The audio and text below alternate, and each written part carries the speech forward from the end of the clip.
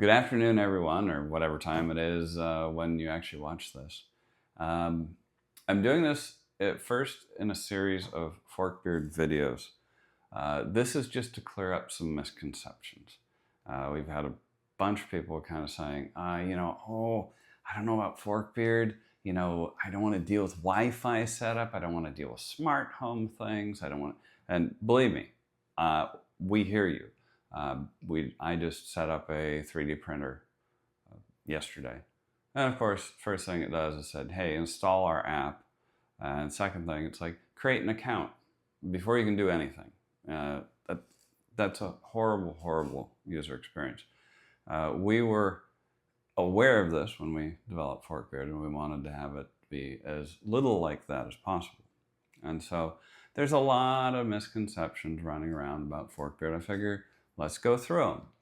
And then there'll be more videos later that'll be more interesting, how to use it, some of the new advanced things that are coming. That's all separate. This is just, okay, so Forkbeard is not a smart home device. And as such, it does not need to be on your Wi-Fi. It doesn't need Wi-Fi at all. You could be in a house without a router, without anything. You're perfectly fine. You do not need to, you do not need to connect it. So at this point, you're probably saying, well, it's a Bluetooth device. So those are horrible too, because you got to pair them, and they have limited range, and they're kind of flaky, and etc. Actually, you don't need to pair it. It uses a new Bluetooth broadcast standard. It is literally turn on the device, look at it on the Forkbeard app, add it to the stack. That you do not need to go and pair anything at all. It's the easiest thing on the planet. And since Bluetooth, there's no accounts, there's no setup, nothing like that at all. Literally, you could, if it's a single device, you're going to be able to get started right away. Another misconception we've had is people say, well, I still don't want to be part of this because it's one of those evil smart home things anyway where we're going to steal your data. No, we aren't. And in fact, according to Apple, if you actually look on the App Store, it'll show we're not going to steal your data at all. It takes no data at all, anytime, period. And that's per Apple, and that's per their review process. So if you trust them, then we're all on the good, up and up. The other misconception one I just mentioned was people say, well, I don't want to create an account. And I get it. I mean, it seems to be the point of entry these days. It's like, well, okay, give us your name, rank, serial number, email address, phone, etc., etc. So we can either push you 43 emails before you've actually bought anything from us, or in other words, basically irritate the heck out of you, or tell you something horrible like, oh, now you have to pay for heated seats, on a monthly subscription. We don't actually require any kind of account at all. You download the app, add devices to it, start using it, you're done.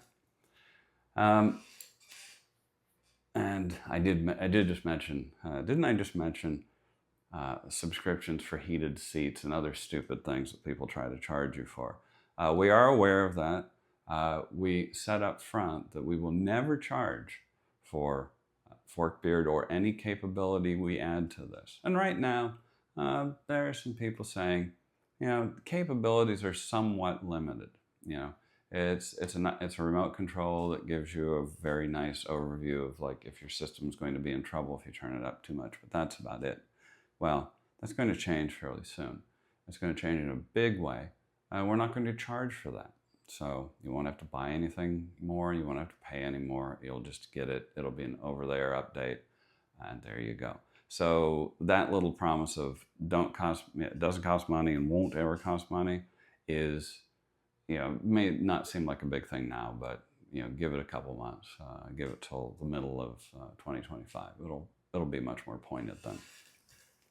And the final, this is my favorite thing.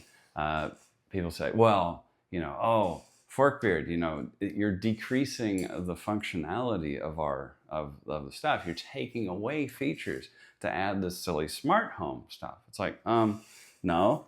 As far as I know, there's still knobs and buttons on our products. We're not taking that away. You still get an IR remote with our products. We're not taking that away.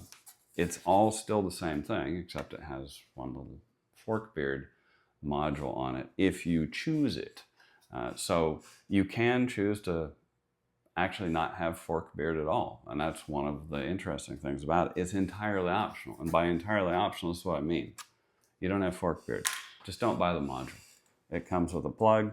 Leave the plug in place. And that's it. You now have the same old, if I can ever get that aligned, you have the same old, product we've always done with a microprocessor controlling it internally, but not updatable, not stealing any data, not doing anything crazy. You get an infrared remote, you get all that functionality and the buttons on the front. So we're not taking anything away. We're just saying, hey, you can have this if you want. All right, now it's a great way if you've got a lot of our products to actually have remote control, for a bunch of things, because you can do it, a ton of different stacks, a ton of different products, and control them all. And there'll be more videos on that coming. We'll get into the setup on that, and I won't be doing those. Those will be a lot more professional. This is just me kind of saying, relax, guys. We're not taking away any functionality. We're not doing anything, that's going to cost you money. It's not going to, steal your data or, give you stress about having to set up yet another crazy smart home thing that all seem to only semi-work. And that's what I want to do today is this is an entirely optional thing. If you want it, great. And if you don't, then that's also fine too, guys.